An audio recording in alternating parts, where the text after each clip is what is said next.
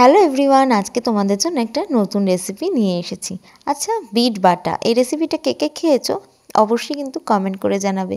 যারা খাওনি তাদের জন্য রেসিপিটা। তো চলো কী কী উপকরণ লাগবে দেখে নিই। কাঁচা লঙ্কা লাগবে, এখানে লাগবে কালো জিরে, রসুন কুচি আর পেঁয়াজ কুচি। খুবই সামান্য উপকরণ। তো চলো রেসিপিটা শুরু করা যাক। এখানে টুকরো টুকরো করে বিটগুলোকে কেটে ভালো করে জল দিয়ে ধুয়ে নিয়েছি। তারপর একটা মিক্সার গ্রাইন্ডারে কাঁচা লঙ্কা, তারপর রসুন, বিটগুলো নিয়ে ভালো করে মিক্সচার গ্রাইন্ডারে বেটে নিলাম।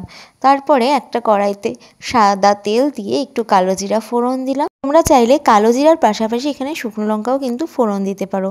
তারপর একটু পেঁয়াজ কুচি দিয়ে দিলাম, তারপর দিয়ে দেবো একটু রসুন কুচি। তো পেঁয়াজ কুচি আর রসুন কুচি দেওয়ার পরে একটু ভাজতে লাগবো, আর ব্রাউন ব্রাউন হয়ে গেলে তারপরে দিয়ে দেবো বিট যে বেটে রেখেছিলাম ওটা। তারপর একটু হলুদ গুঁড়ো দিতে হবে। তারপর একটু হলুদ গুঁড়ো দিয়ে ভালো করে একটু নাড়তে লাগবে আর কি। তো নাড়াচাড়া করে দিয়ে দেবো হচ্ছে একটুখানি লবণ। এরপরে দিতে হবে একটুখানি চিনি। চিনিটা কিন্তু আমি স্বাদের ব্যালেন্স আনার জন্য দিয়েছি, তোমরা চাইলে স্কিপ করতে পারো। এরপর মিডিয়াম টু লো ফ্লেমে অনবরত নাড়তে হবে। নাড়তে নাড়তে যখন দেখবে এই বাটাটা কড়াই থেকে উঠে আসছে, তখনই ভাববে বিট বাটা রেডি হয়ে গেছে। তো আমার তো বিট বাটা রেডি। এটা কিন্তু গরম ভাতের সাথে অবশ্যই ট্রাই করো, এক থালা ভাত পুরো খেয়ে নিতে পারবে। তাই দেরি না করে অবশ্যই কিন্তু রেসিপিটা বাড়িতে ট্রাই করো। রেসিপিটা ভালো লাগলে অবশ্যই লাইক কমেন্ট শেয়ার করে দিও। বাই।